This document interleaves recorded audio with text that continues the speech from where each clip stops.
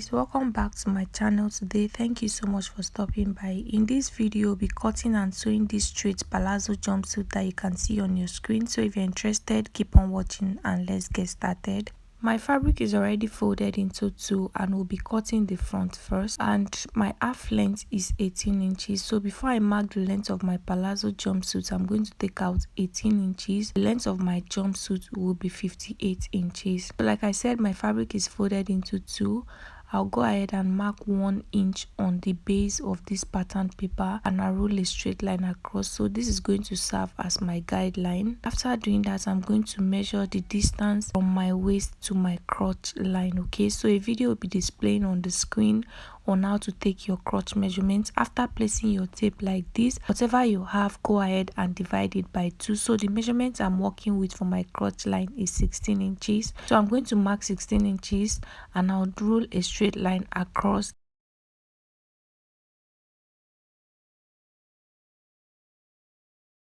So I'm going to label the guideline as my waistline and this line that I just drew as my crotch line. So the next thing I'll do is to mark my tie line. So I'm going to go down by 5 inches from my crotch line and I'll roll a straight line across. So that point is going to serve as my tie line. So I'll place my tape on my crotch line and I'll come inward by 1 inch. I will indicate that point with a dot. From the 1 inch mark, I'll place my hip circumference divided by 4. I'll add my stitching allowance to that measurement. Okay, after doing that, I'm going to go to my waistline and I'll come inward also by 1 inch, just like I did on the crotch line.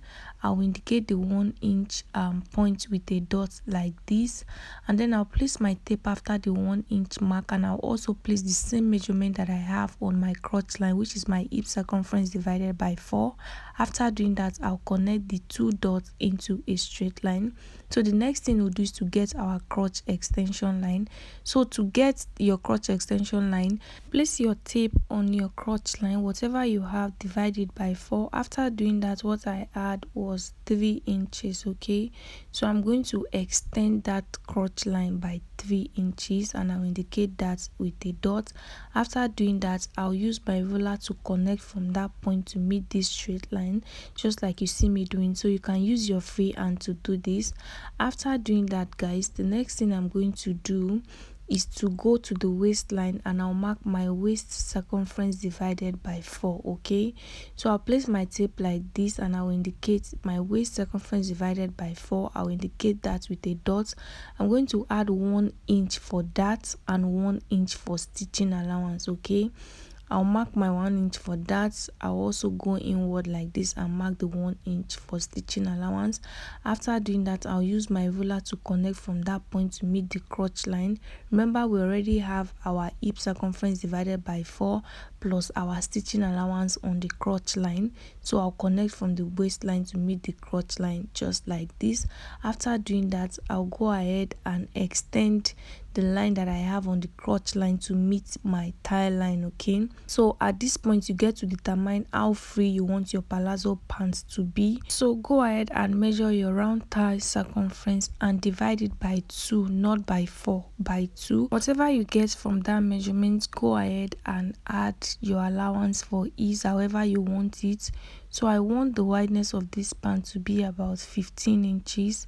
So I'm going to place my tape on that tie line and then I'm going to mark 15 inches. From that point, I'll use my ruler to connect straight down to the length of this pant. So this is a straight free pant. It's not going to be tight. So in order for this palazzo to sit perfectly on the waist area, I'm going to place my tape on my center front and I'll go down by ½ an inch. I'll slant from that point to meet the side of the pants just like this. After doing that, guys, so since we are cutting on our fabric, I'm going to be adding ½ an inch stitching allowance on the waist area of this pant so we don't run short of fabric. So go ahead and add half an inch stitching allowance. That is if you are cutting directly on your fabric. Okay, after doing that, I'll just blend it in just like you see me doing, guys. So we are done with the drafting of the front pant. I'll just go ahead and cut. So just look carefully and know where to cut.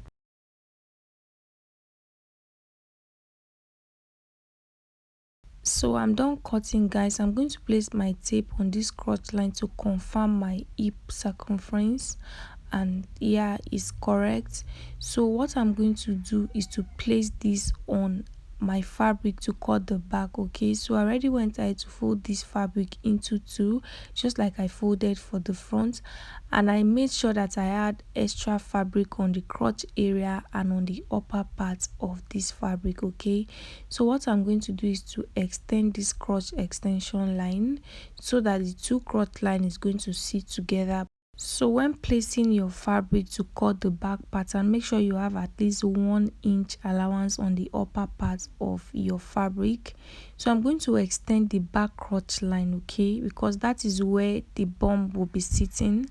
So I'll extend it by 3 inches just like I did for the front. Okay, so the next thing I'm going to do is to extend the back. So if you're on a bigger side, but the person I'm making this jumpsuit for is on the bigger side, so I'm going out by 3 inches because I'll also take in my zipper at the back. So I'm going out by 3 inches from this crotch area.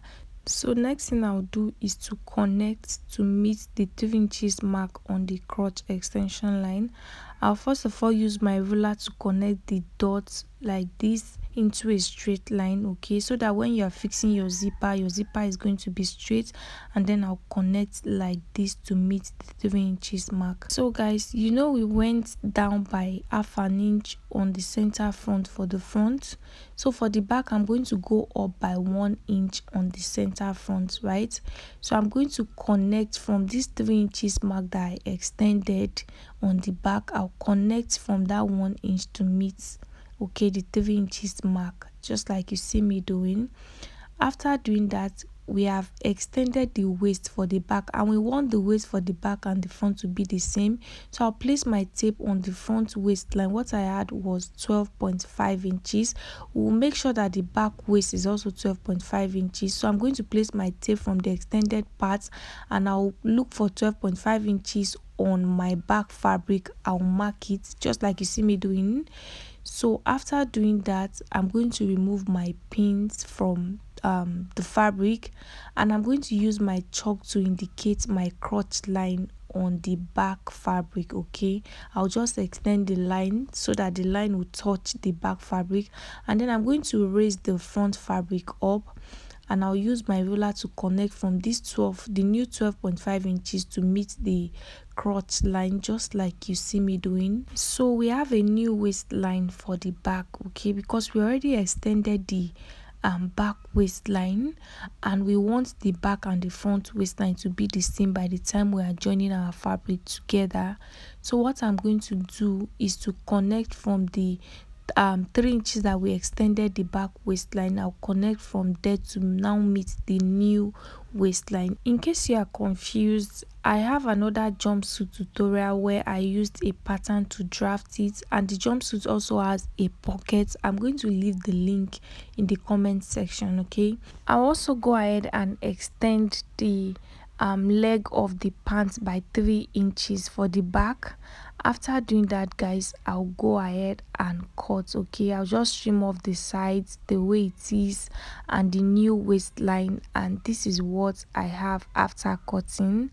So what I'm going to do is to place the fabric on each other, right sides facing each other. I'll pin the crotch areas together, and I'll go ahead and sew just the crotch line. So guys, for the upper bodice, I went ahead to fold my fabric into 4, and I left 1.5 inches for the back as my zipper allowance. Like I said before, my half length is 18 inches, so my half length is 17 inches, and I added 1 inch to it. Remember, we're going to stitch the upper bodice to the lower bodice, so I added 1 inch to it, making it 18 inches. So I placed my tape and I went down by 11 inches, which is my bust point. I indicated the point and I ruled a straight line across. The next point is going to be my half length, which is 18 inches. I'll rule a straight line across also, and I'll label it my waistline. So guys, the next thing I'll do is to place half of my shoulder measurement, which is 8 inches, and then on that mark I'll go down by 1 inch for my shoulder slope, and I'll indicate it with a point also. After doing that, I'll slant from that point to meet the neckline area, just like you see me doing. To get my chest line, I'm going to go up by 2 inches from my bust point, and I'm going to rule a straight line across that point. So this point is going to be my chest line. After doing that, I'm going to place the 8 inches that I have on my shoulder line. I'll place it on my chest line, and then I'll connect the dots on the chest line and the dots on the shoulder slope into a straight line. After doing that, I'm going to place my tape on that straight line, and I'll divide whatever I have into 2 equal halves. So what I have was 8 inches. 8 divided by 2 is 4 inches. I indicated that. On that point, I went inward by half an inch, and on my chest line, I'm going to place my bust circumference divided by 4. I'll add 1 inch for ease and 1.5 inches for stitching allowance. So guys, the next thing I will do is to use my ruler to connect these 3 points together, from the shoulder slope to meet the half an inch, and from there to meet the mark on the chest line, just like you see me doing. After doing that guys, I'm going to place my waist circumference divided by 4 on my waistline. I'll add 1 inch for that and 1.5 inches for my stitching allowance. After doing that, I'll connect the mark on the bust point to meet the mark on the waist point, just like this. So I'll go ahead and take my dart. I'll place my tape and I'll mark my nipple to nipple measurement divided by 2, and on the bust point I'll go down by 1 inch. I'll indicate that with a point. I'll connect the point into a straight line like this, and I'll mark half an inch on both sides of the straight line, and I'll connect from that point to meet the point below the bust point. After doing that, I'm going to take my neckline measurement. So for the neck depth for the back, I'll be taking 1.5 inches. So I'm going to mark it. For my neck width for both the front and the back, I'll be making use of 4 inches. I'll go ahead and connect like this. And for the neck depth for the front, I'll go down by another 2 inches. Okay, so I want the neck depth for the front to be 3 inches. So I'll place my tape and I'll mark 3 inches, and then I'll connect like this to meet the neck width. After doing that guys, I'll go ahead and cut the back neckline first, then I'll trim off that of the front, and then I'll go ahead and cut out the sides.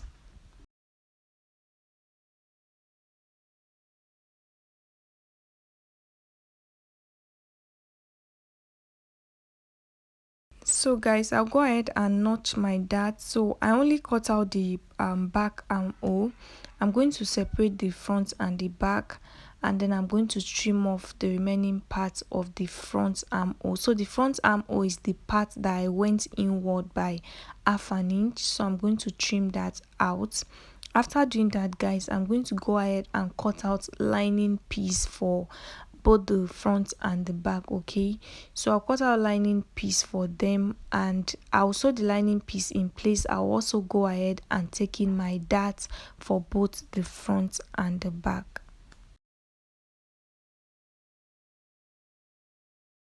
So guys, I've gone ahead to sew the crotch area of the pants, and this is what I have. What I'll do is to turn my fabric to the wrong side, and I'll take in my dart, place my tape after the stitch that I just made, and I'll go inward by 4 inches, which is half of my nipple to nipple measurement. On that point, I'll take 4 inches, which is how long I want the dart to be, and I'll draw a straight line. On that straight line, I'll go out by half an inch on both sides, and then I'll connect like this. So I'll repeat this same process for the back of the pants, and I'll go ahead and take my dart. So guys, I've gone ahead to sew the lining and the main fabric in place, and I've taken in my dart. So this is what I have for the two back piece and also for the front piece. Okay, so the next thing I'm going to do is to bring in my pants. I've also taken my darts for the pants. Okay, so I'll bring in the front pants and the upper bodies, the front upper bodies. Okay, so I'm going to place them right sides like this, and then I'm going to place the upper bodies on the pants. I'll make sure that my dart is on each other, just like you see me doing. I'll pin them together. After pinning, I'll go ahead and use my stitching allowance of 1 inch to sew. After sewing, I'll also bring the back pants. Okay, so I'm going to open up the center back, which is going to serve as my zipper allowance.